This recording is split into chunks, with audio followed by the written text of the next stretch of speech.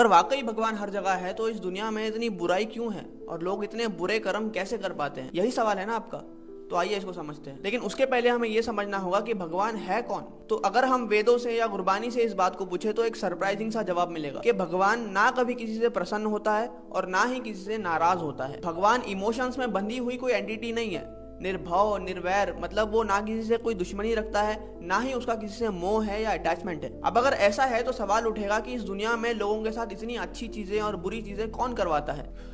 तो यूं समझिए कि भगवान ने इस डेवलपमेंट में, जिसे हम संसार कहते हैं, और उसके भी छोटे से कण बराबर की हमारी दुनिया में एक कोड की प्रोग्रामिंग फिट कर दी है, मतलब एक नियम लागू कर दिया है, जिसे ऋग्वेद में कहते हैं रतः और गुरबानी इसे कहती है हुक्म। और नियम यह है कि इस दुनिया का हर जीव, चाहे वो कोई आम इंसान हो, कोई महापुरुष हो या कोई अवतार ही क्यों ना हो, जो भी इस दुनिया में जन्म लेगा उसका एक इनविजिबल अकाउंट होगा, जिसे गुरबानी की टर्म्स में कर्म लेखा कहा जाता है, जिसके तहत हर एक्शन जो आपकी सोल इस बॉडी के थ्रू करती है वो दो पार्ट्स में डिवाइड होता है, सुकृत या कुकृत, यानी कि अच्छा कर्म या बुरा कर्म। क्योंकि भगवान ने हर इंसान को अपने कर्म डिसाइड करने की पूरी छूट दे रखी है, इसीलिए हम इस भूमि को कर्म भूमि कहते हैं। और यही कर्मों का ट्रांजैक्शन है जो हर समय हर कोई हर जगह पे कर रहा है, बिना ये जाने कि हर अच्छा और बुरा फैसला जो आप कर रहे हो वो घूम के किसी ना किसी दिन आप पे ही आएगा। इसी को गुरबानी कहती है मंदा चंगा आपना आपे ही कीता पावना। लेकिन जैसे हमने पहले बात करी थी, ये कर्मों का अकाउंट आपकी बॉडी से अटैच नहीं है, आपकी सोल से अटैच है, तो इसलिए उसे संचित कर्म कहते हैं, यानी कि बैलेंस कर्म। और उसके अकॉर्डिंग जो लाइफ आप जीते हो, जो अच्छा या बुरा आपके साथ हो रहा है, वो है आपका प्रारब्ध कर्म। और जब तक आप अच्छे या बुरे कर्म करते रहोगे ये ट्रांजैक्शन चलता रहेगा। इसीलिए अध्यात्म का सारा ज्ञान आपको सिर्फ ये समझाने के लिए है कि वो प्रभु जिसने ये खेल बनाई है, जिसे हम अलग अलग नामों से पुकारते हैं, अगर हम अपने सारे कर्म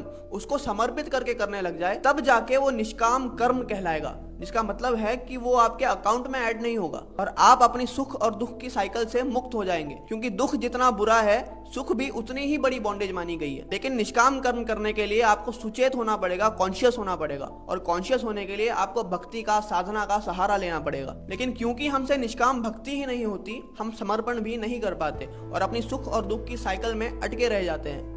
इसी को भगवान की माया कहा जाता है।